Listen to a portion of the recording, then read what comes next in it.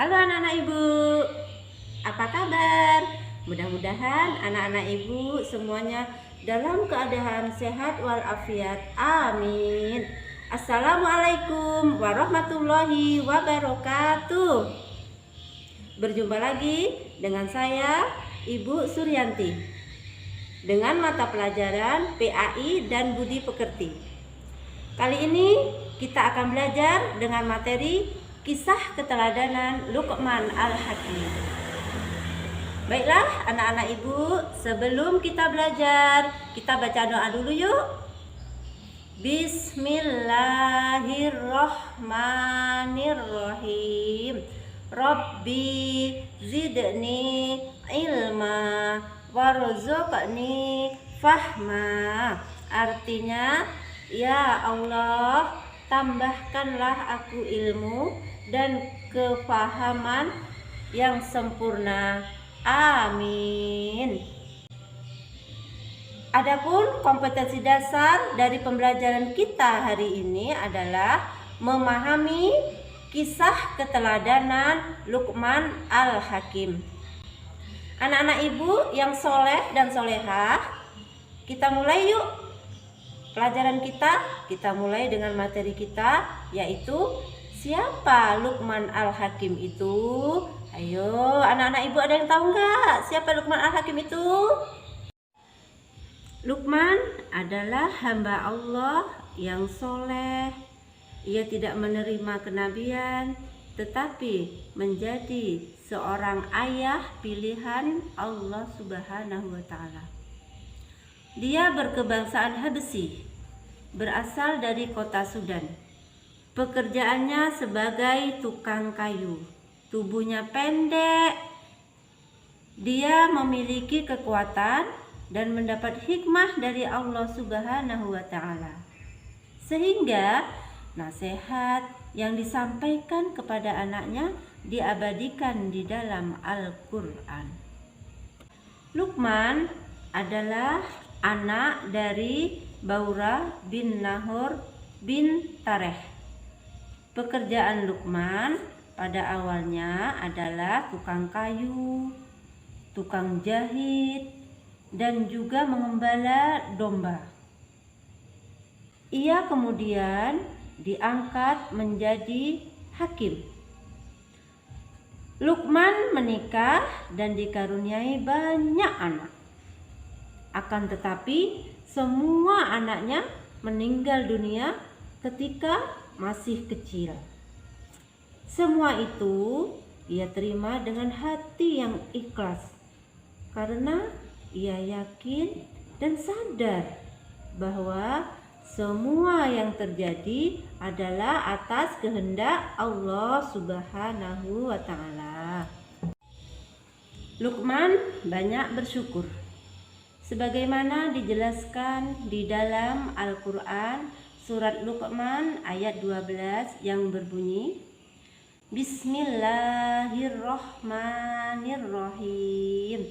Walaqad atayna Luqmanal hikmata anishkur lillah wa may yashkur fa innama yashkuru li nafsihi wa man kafara fa innallaha ghaniyyun hamid.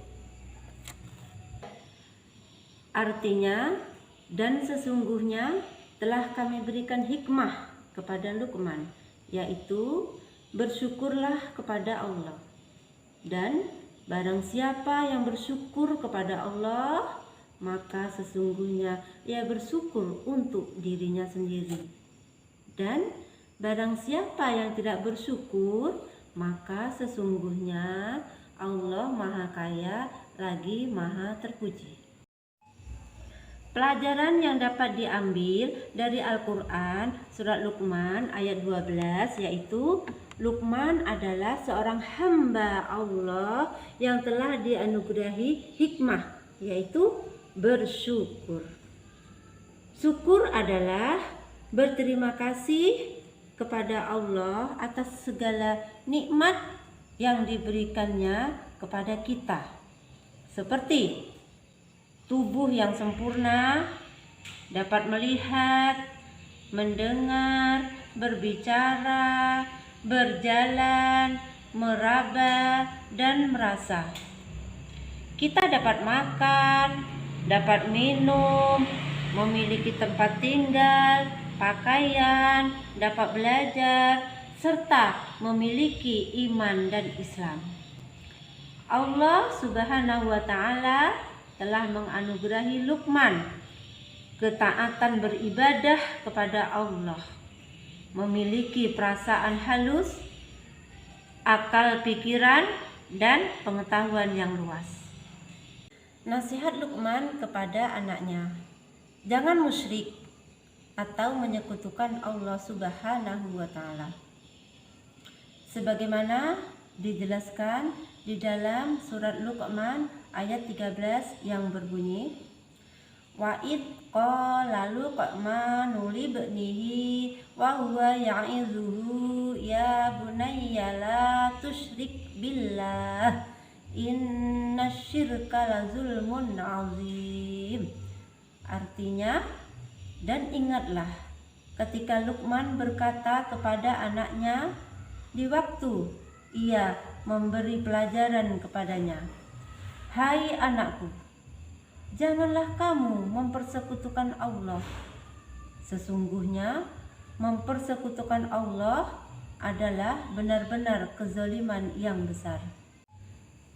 Apa arti mempersekutukan Allah?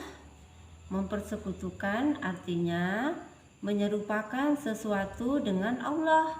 Misal, menjadikan matahari sebagai Tuhan lalu disembah, membuat batu atau patung sebagai Tuhan lalu disembah, menjadikan kayu besar sebagai Tuhan lalu dipuja-puja dan disembah.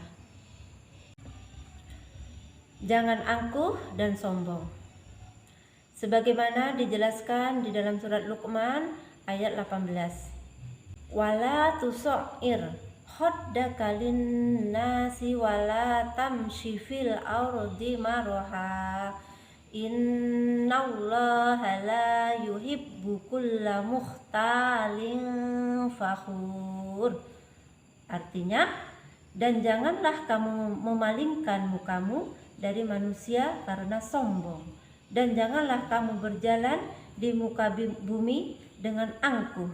Sesungguhnya Allah tidak menyukai orang-orang yang sombong lagi membanggakan diri. Ciri-ciri sikap angkuh dan sombong menurut surat Luqman ayat 18 adalah: yang pertama, memalingkan mukamu dari manusia karena sombong. Yang kedua, berjalan di muka bumi dengan angkuh. Dan yang ketiga, membanggakan diri sendiri. Hendaklah berbuat kebajikan, sebagaimana dijelaskan di dalam Quran surat Luqman ayat 17. Ya bunayya aqimis sholata wa'mur bil ma'rufi wanha 'anil munkari wasbir 'ala ma asabak inna dzalika min 'azmil umur. Shadaqallahul azim. Artinya, hai anakku, dirikanlah sholat dan suruhlah manusia mengerjakan yang baik, dan cegahlah mereka dari perbuatan yang mungkar, dan bersabarlah terhadap apa yang menimpa kamu. Sesungguhnya yang demikian itu termasuk hal-hal yang diwajibkan oleh Allah Subhanahu wa Ta'ala. Nah, anak-anak, cukup sampai di sini pelajaran kita hari ini tentang Luqmanul Hakim. Sekian, assalamualaikum warahmatullahi wabarakatuh.